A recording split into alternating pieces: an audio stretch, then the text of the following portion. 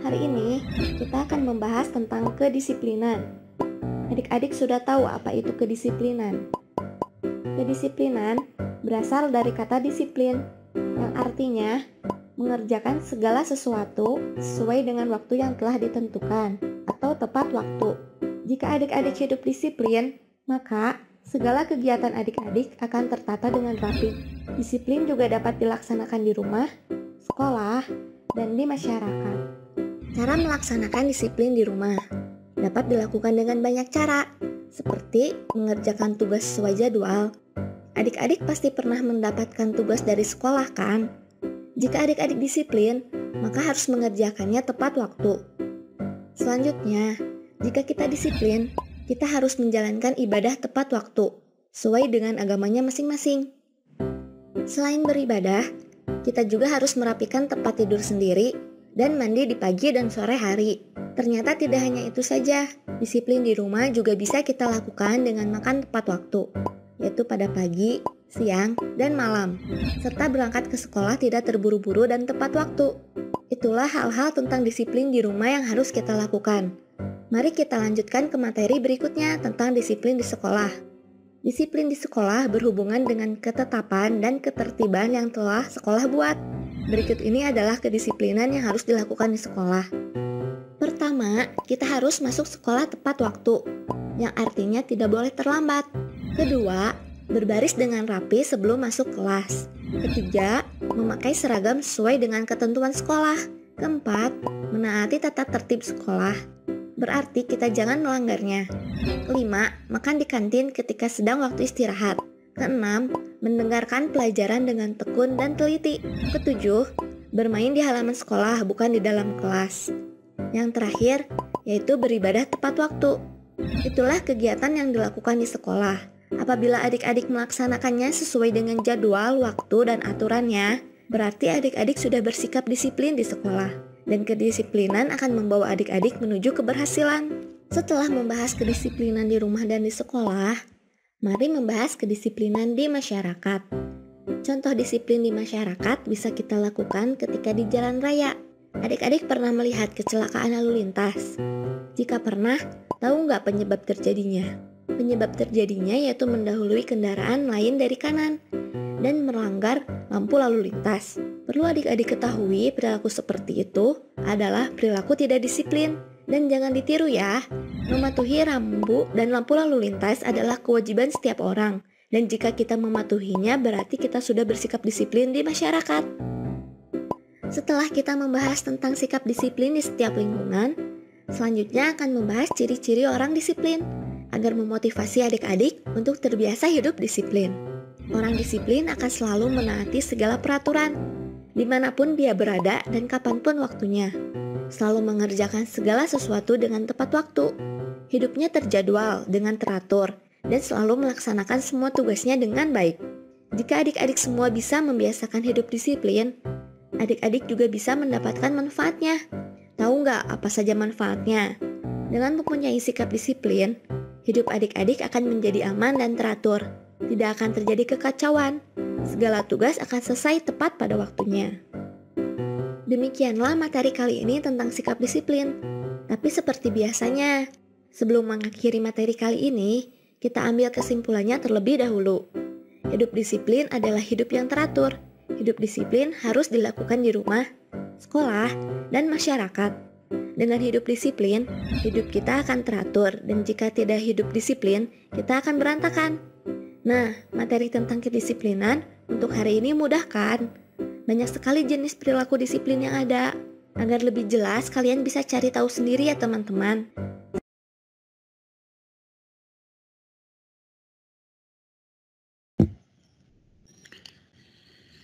Assalamualaikum warahmatullahi wabarakatuh. Kita memasuki materi tentang tata tertib sekolah, khususnya di SMP Negeri 20 Makassar. Pelaksanaan tata tertib di sekolah merupakan wujud dari kedisiplinan.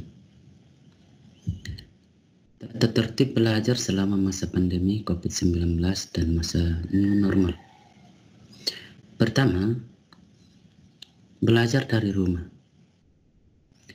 Anak-anakku sekalian, selama masa pandemi ini, kita masih melaksanakan pembelajaran jarak jauh dari rumah.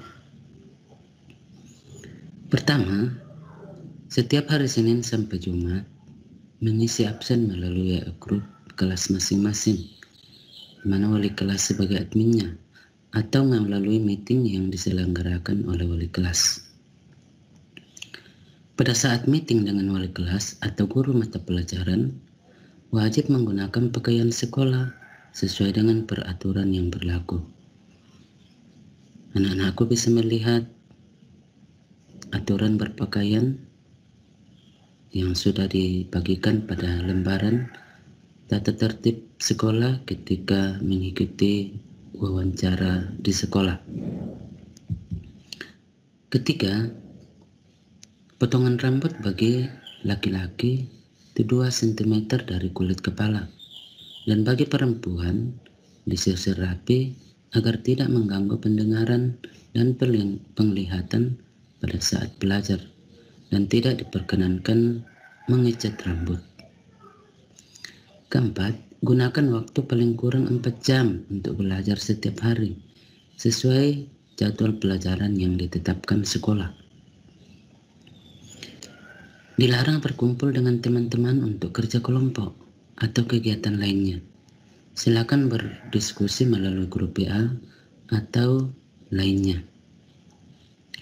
Dilarang keluar rumah tanpa seizin orang tua atau wali kelas.